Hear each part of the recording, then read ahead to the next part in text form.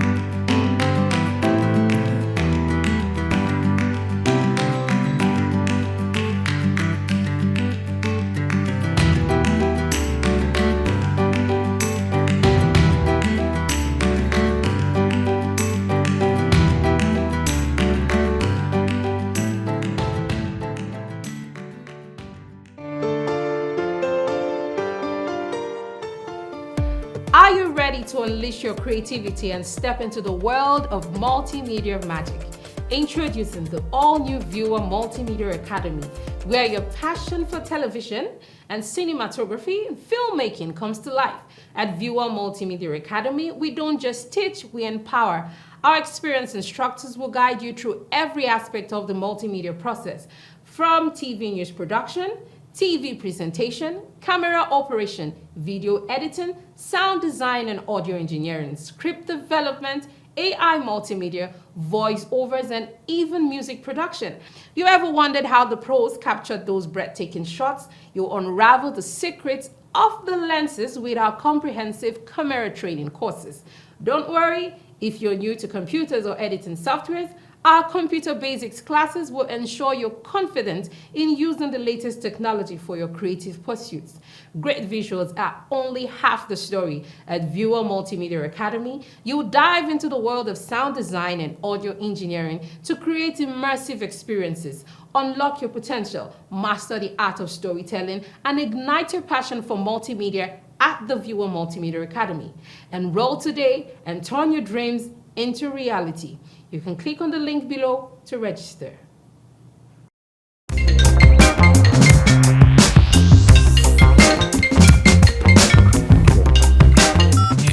Good morning, gentlemen.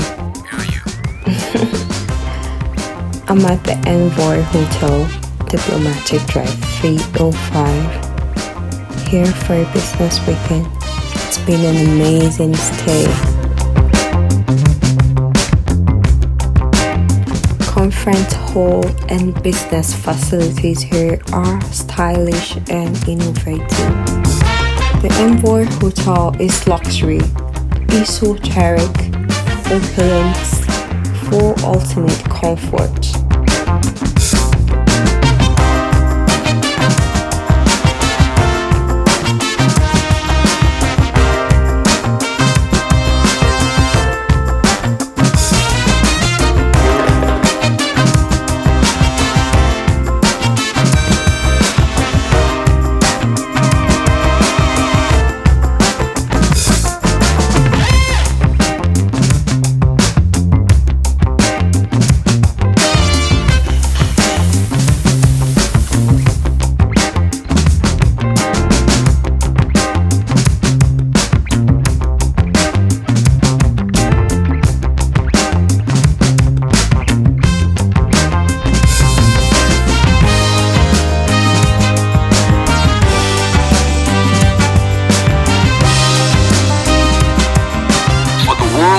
Discerning travelers, we are more than just a place to stay. We are an icon of comfort, style, and thoughtful luxury. We are Envoy Hotel.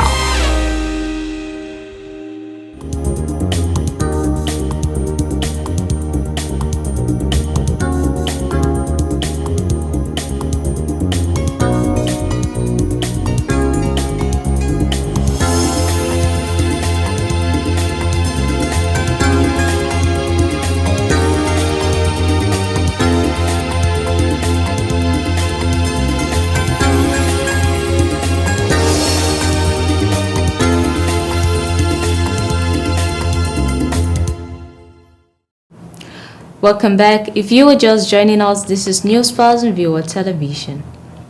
The Nigerian police have launched an investigation into the alleged poisoning of the Minister of Tourism, Lola Ade, who has been hospitalized at the Federal Medical Center. Report has it that the Commissioner of Police, Federal Capital Territory Police Command, Haruna Garba, has ordered the State Criminal Investigation Department to immediately take over from the Mabushi Police Division an ongoing investigation into the alleged poisoning. The FCT Police Command Public Relations Officer, SP Josephine Adi, revealed the developments on Saturday in an exclusive telephone interview. The CP has ordered the Mabushi Police Division that was investigating the matter to immediately transfer it to the SCID, SP Ade revealed. Ade John, a 60-year-old, was appointed minister by President Bola Tinubu in August. She has been hospitalized in Abuja due to suspected acute poisoning of unknown origin. Sources close to the family reported that the minister was quickly taken to the hospital medical center in Jabi when she began showing signs of illness. As of Saturday morning, she has been at the facility for 5 days. Then the Nigerian Immigration Service has inaugurated a training center in Ilorin, Kwara State for easy tracking of illegal immigrants into the country. The training center, which is a joint sponsorship of the Nigerian Immigration Service, the International Organization for Migration, and the government of the Netherlands, will train personnel for 3 government agencies to fight illegal immigration into the country. Speaking at the inauguration of the Personnel Training Resource Center in Ilorin, Kwara State, the acting Comptroller General of the Nigerian Immigration Service, Caroline Adepoju, said the center would train officers for the NIS National Agency for Prohibition of Trafficking into the Persons and the Port Health Services. The training center, according to Adepoju, would complement the 4 existing training institutions of the service. The Nigerian Minister of Interior, Dr. Olubunmi Tuju, has reaffirmed the government's dedication to harmonizing the country's data management processes through the National Identity Management Commission in a meeting held earlier this week in Abuja with the leadership team of MTN led by its Chief Executive Officer Carl Storiola. Dr. Tunji Ojo underscored the importance of this initiative. The minister highlighted that the Ministry of Interior is fully committed to ensuring the success of the data harmonization project, emphasizing that the era of multiple identity registrations will soon be a thing of the past. President Bola Ahmed Tinubu has mandated the NIM to spearhead the harmonization of the country's databases with the ultimate goal of enhancing national identity and bolstering security measures. Then, on outstanding payment, the Taraba State Governor, Dr. Agbu Kefas, has ordered the immediate release of 3-month salaries of the Taraba State University Jalingo from July to September. This was the outcome of the meeting of the governor with the management of the university and union leaders at the ESCO Chamber Government House Jalingo early this week. Addressing the gathering of the management of Taraba State University, Jalingo, ASU and other union leadership and representative of the Students' Union, the governor of Taraba State, Dr. Agbu Kefas, condemned threat of imminent strikes from unions and said the issues of outstanding salaries in the institution was inherited and that he is going to address them all. The governor observed that addressing the outstanding payment is not only a matter of financial responsibility, but a moral obligation to the educators. The governor explained that he understood the gravity of the situation and challenges confronting the institution and acknowledged the contribution of the academic staff in shaping the future of the state through education. Dr. Agbu Kefas identified dialogue and understanding as ways of resolving problems confronting the Taraba State University Jalingo. He described the academic staff as builders of dreams and guardians of the future of the young generation. I wish to address the imminent threat of a strike by our dedicated academic staff union over the issue of outstanding salaries inherited by this administration. We didn't create it, we inherited it. I want to assure you that I fully understand the gravity of the situation and the frustration that led us to this point. He reiterated his commitment to prompt payment of salaries, pension, and gratuity, and said he is committed to the implementation of the minimum wage by October. To the students of the Taraba State University, the governor said they are the heart and soul of the education system and urged them to focus on their studies. In addition to addressing the salary concern, I want to pledge my unwavering commitment to the welfare of our civil servants.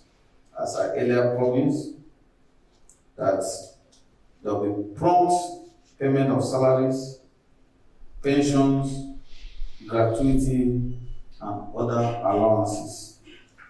The Vice Chancellor, Taraba State University, Professor Sunday Bako, and ASU Branch Chairman, Dr. Mbave Garba, commended the governor for convening the meeting, describing it as first of its kind, and lauded him for agreeing to offset 3 months' salaries of the institution. By ordering the immediate release of the outstanding salaries from July to September. I think that is commendable.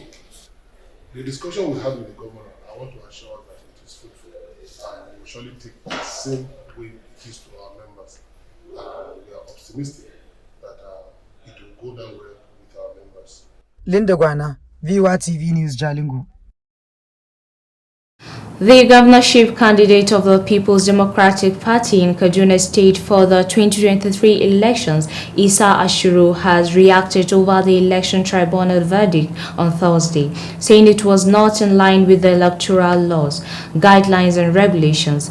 Isa Ashuru affirmed this to newsmen as the party sets for the appeal court.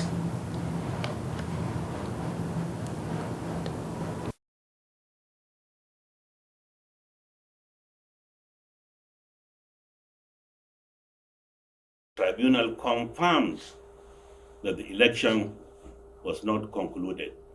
Therefore, declaring Obasani as the state governor was very wrong. And they have directed the INEC as an institution to withdraw his certificate and conduct elections in 4 local governments where the elections did not take place. So for anybody to come and say that the election was upheld is unfortunate. I have to make this clarification so that our people back home will know that we are on it. I want to assure our people, when I say our people, the good people of Kaduna State, the good and the bad and the ugly, because as leader, all are mine, and I'm willing to manage all. The truth of the matter is that we met yesterday with our legal team, and we're in agreement that the tribunal has done its bit, but we still have something outstanding that we need to follow up. So we are going to do the Court of Appeal to pursue it. I'm sure the gray areas that were raised will be sorted out at the tribunal. Former Kaduna State Governor Mukhtar Ramalani Yeroi today resigned from the People's Democratic Party. In a later address to the ward chairman, PDP Kaura Zaria local government area of the state, Yeroi said he had taken the decision after wild consultations and due considerations. The letter, which was titled The Resignation Letter, read in part, "With gratitude to Almighty Allah, I write to extend my sincere greetings and to formally inform you of my decision to leave the party's Democratic Party." Yero, who is also the Dalatun Zazzau, served as deputy governor to late Governor Patrick Yakuwa, who died in an air crash. He subsequently became the Kaduna State Governor between 15 December 2012 to 29 May 2015. He led the Presidential Rally Committee of the People's Democratic Party for the 2023 election in Kaduna State. Reasons for his resignation are not yet known. You're still watching News Plus on Viewer Television. International news comes to you right after the break. Stay tuned.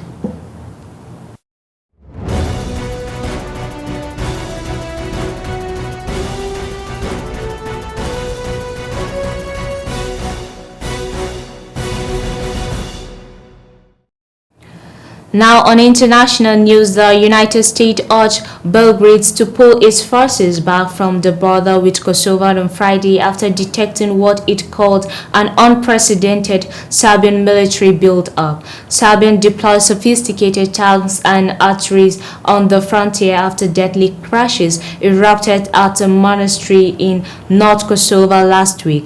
The White House warned the violence in Kosovo, the police officer and 3 Serb gunmen were killed, marked one of the grievous escalations for the year in Kosovo, a former Serbian breakaway province. The build-up took place within the last week, but its purpose was not yet clear.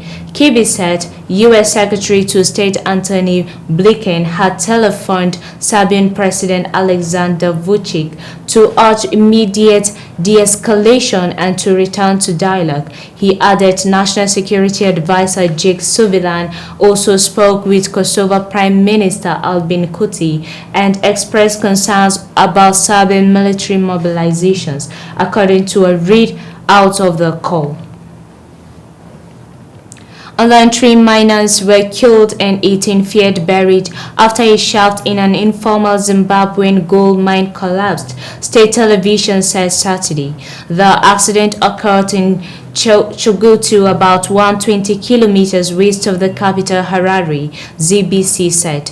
3 bodies have been retrieved from the collapsed Bayhorse mine in Chogoto, it said. The bodies were found underneath some rocks in a search operation being undertaken by government with the assistance of some artisanal miners. The Southern African nation has vast reserves of platinum, diamonds, gold, coal, and copper. Due to the floundering economy, illegal mining is rife and often takes place under dangerous conditions. Accidents are common. In February 2019, 24 miners died when an abandoned pit flooded after torrential rains in the central Zimbabwe. And then the Ukrainian President Volodymyr Zelensky has opened Kyiv's first International Defense Industries Forum in a bid to attract more manufacturers to build arms in Ukraine. Kyiv has depended heavily on Western aid since Russia invaded last year, but is increasingly seeking to bolster its domestic arms industry and amidst fears support from its allies may waver. Officials from over 30 countries and 250 defense firms were gathered for the forum, which comes as Zelensky lobbies the West for more arms to wage a counteroffensive against Russia. Kyiv launched its push back to regain occupied territory in June, but has acknowledged slow progress as the troops encounter lines of heavily fortified Russian defenses.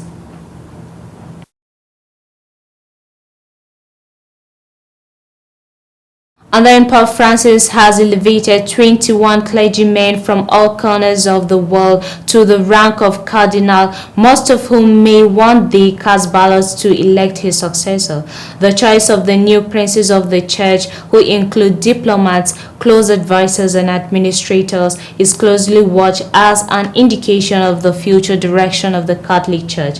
One of them could also one day become the successor to 86-year-old Francis, who has left the door open to resigning, although he says he is not yet there. Today's ceremony, known as the consistory, is the 9th since Francis was elected Pope by the peers in 2013. He also since sought to create a more inclusive, universal church, looking past Europe to clergy in Africa, Asia, and Latin America to fill the church's highest rank. And then on money laundering, the wife of Gabon State President Ali Bongo Ondimba has been charged with money laundering and other offenses, the public prosecutor disclosed yesterday, a month after a coup toppled her husband, Sylvia Bongo Ondimba, who is Franco-Gabonese, and one of the couple's sons have been accused by the co-leader of having pulled the strings in the oil-rich country.